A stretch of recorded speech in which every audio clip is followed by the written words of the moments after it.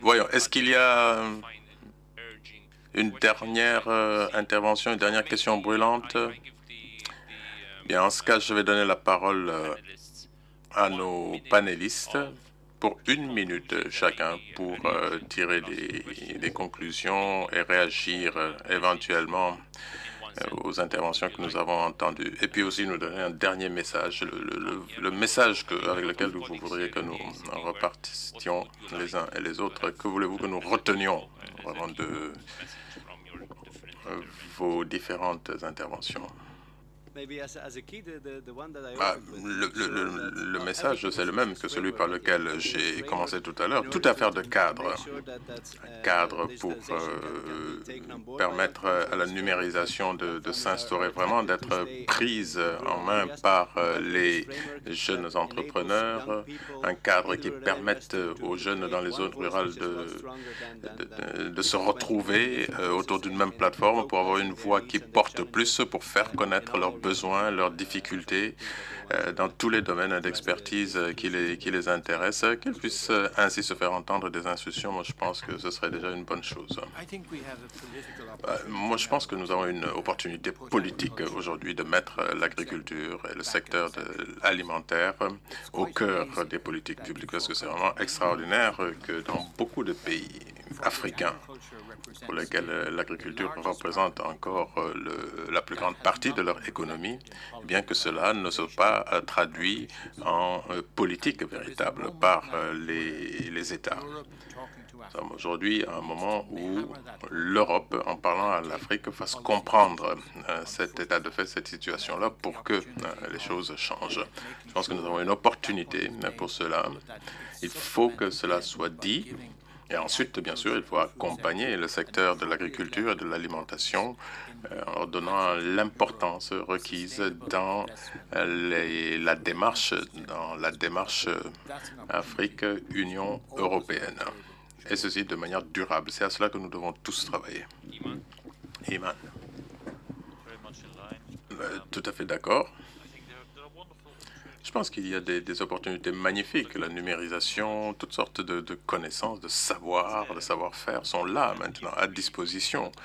On peut facilement les prendre en main et les développer, mais il faut les politiques, le cadre politique requis pour que la mise en œuvre se fasse. Et c'est un problème politique, vous avez raison.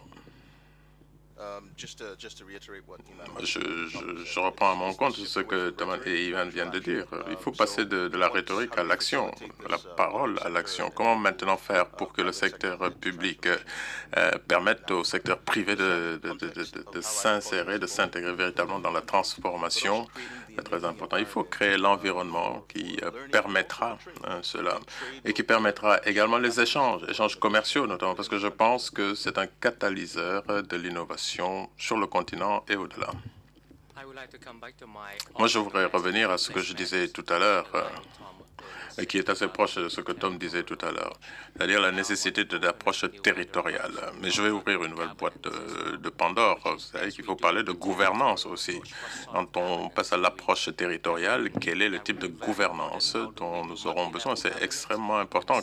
La gouvernance multiniveau dans les pays africains. On sait que beaucoup de pays ont travaillé à la décentralisation politique, mais il y a très peu de décentralisation fiscale aussi. Donc les municipalités, les pouvoirs locaux ont très peu de moyens financiers pour faire ce qu'on leur demande de faire ou ce qu'elles pourraient faire pour leur population. Et d'un autre côté, on parle de coopération entre l'Union européenne et l'Afrique. On se rend compte que certaines institutions de coopération n'ont toujours pas le mandat qui leur permet de travailler avec les entités sous-nationales. Il y a ce gap, ce fossé-là qui existe et qui est une contrainte à laquelle il faut s'intéresser. La gouvernance, donc à différents niveaux.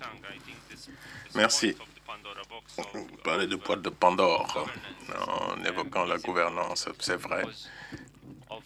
C'est une vaste problématique est très sensible aussi entre les zones urbaines, les zones rurales, qui prévaut. Quel est l'électeur qui est le mieux entendu? Est-ce que ce sont les urbains qui sont plus entendus par les gouvernements que les ruraux? C'est très important comme question. Pour le financement, la gouvernance dont nous parlons. Ce n'est pas aujourd'hui que nous réglerons ce problème, mais il n'est pas interdit que l'on y réfléchisse ensemble. Donc, merci encore à tous. Merci à nos panélistes, à tous ceux qui ont participé à cette session. Désolé d'avoir un peu empiété sur votre pause café. Celle-ci sera plus brève que ce qui était prévu. 10 minutes seulement. Nous reprenons nos travaux à 11h50. Donc, essayez d'être de retour à l'heure pour que nous puissions entreprendre le dernier panel avant le déjeuner. Je vous remercie.